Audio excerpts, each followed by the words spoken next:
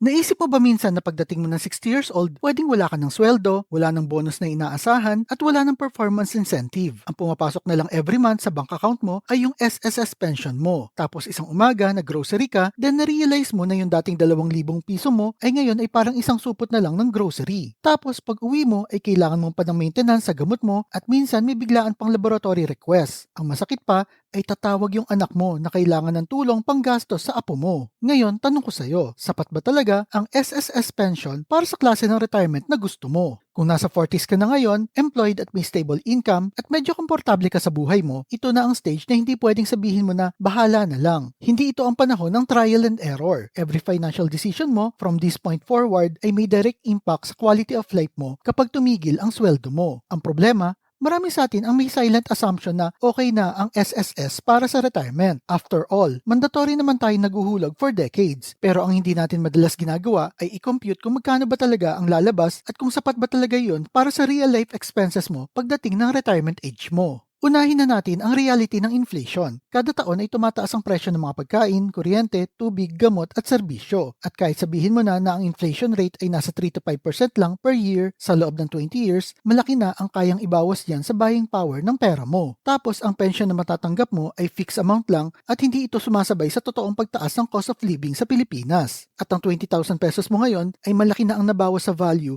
pagdating ng retirement age mo. At kung inaasahan mo na ang pension mo ay nasa 8,000 to 10,000 pesos per month, then kailangan mong tanungin ang sarili mo kung kaya ba nitong tustusan ang mga grocery mo, utilities, medical needs, at emergency fund mo. Hindi ito pananakot, pero isang simpleng math na madalas nating iniiwasan. Next ay pag-usapan naman natin ang tinatawag na retirement gap. Ito ang difference between sa monthly income na kailangan mo para mabuhay ng maayos at yung actual na papasok na pera sa bank account mo kapag retired ka na. Maraming middle class professionals ang nasanay sa lifestyle na may steady na sweldo. May kotse sila, may HMO, at may occasional travel abroad kapag bored na sa trabaho. Kaso pagdating ng retirement, biglang mawawala ang malaking bahagi ng income mo pero hindi agad mawawala yung lifestyle expectations mo. Ang resulta, kailangan mong mag-adjust pababa. At ang masakit pa dito, hindi lang financial impact kundi may emotional impact din. Iba ang klase ng stress kapag pakiramdam mo na pabigat ka na o limitado na lang ang galaw mo dahil konti na lang ang pera mo. Isa pang dapat nating isipin ay yung longevity risk. Mas humahaba ang buhay ng mga tao ngayon kumpara noon. Kung magre-retire ka ng 60 at mabubuhay ka hanggang 85, ibig sabihin may 25 years kang walang active income. 25 years na kailangan mong pondohan ng pagkain mo, tirahan, gamot at daily expenses. At isipin mo, sa loob ng 25 years, ilang beses tataas ang presyo ng mga bilihin. Ilang medical situation ang posibleng mangyari sa'yo. Hindi natin kontrolado ang health natin pagdating ng 70 o 80. At kadalasan, doon pa mas lumalaki ang mga gastusin natin. Kaya kung iisa lang ang source of income mo at yun ay ang pension mo, exposed ka na kagad sa malaking risk.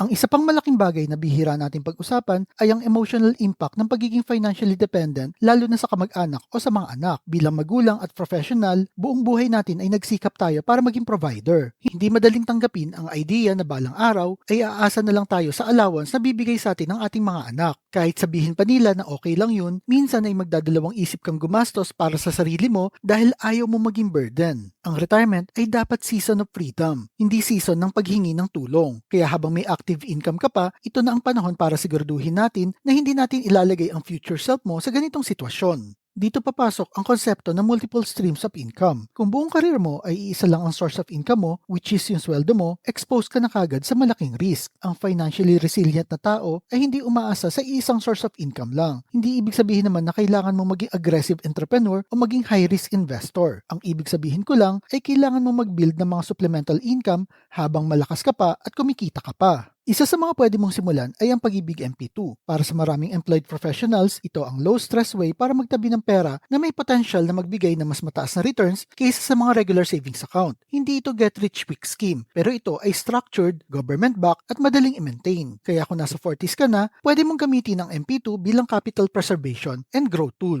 Halimbawa, mag-allocate ka ng fixed amount monthly galing sa sweldo mo na dapat hindi mo ito gagalawin for 5 years. Sa paglipas ng panahon, makakabuo ka ng lump sum na pwede mong i-roll over o gamitin bilang supplemental retirement fund. Ang advantage nito ay simplicity at hindi mo ito kailangan bantayan araw-araw.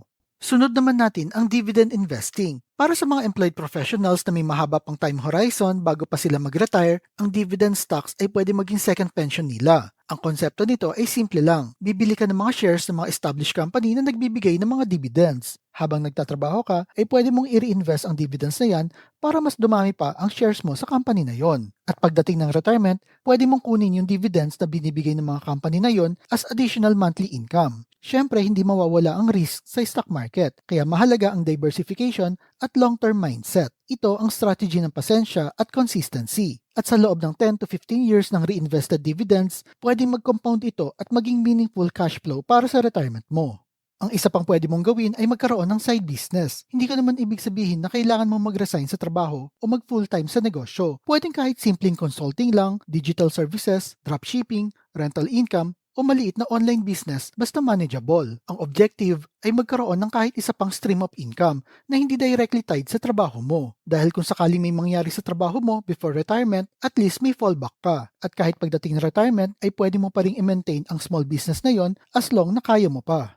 So tapos na tayo sa mga additional sources of income. Ngayon pag-uusapan naman natin ang systematic monthly allocation strategy. Maraming professionals ang mataas ang income, pero wala pa rin na itatabi dahil walang plano. Ang suggestion ko, isang simpleng framework. Unahin ang emergency fund kung kulang pa. Pangalawa, mag-set ng fixed percentage ng income mo for retirement investments bago ka pa gumastos para sa mga needs mo. Kahit 10 to 20% lang depende sa capacity mo. Ang mahalaga ay consistent ka. At wag mo na rin hintayin na magkaroon ka ng extra dahil kadalasan wala naman talagang natitirang extra.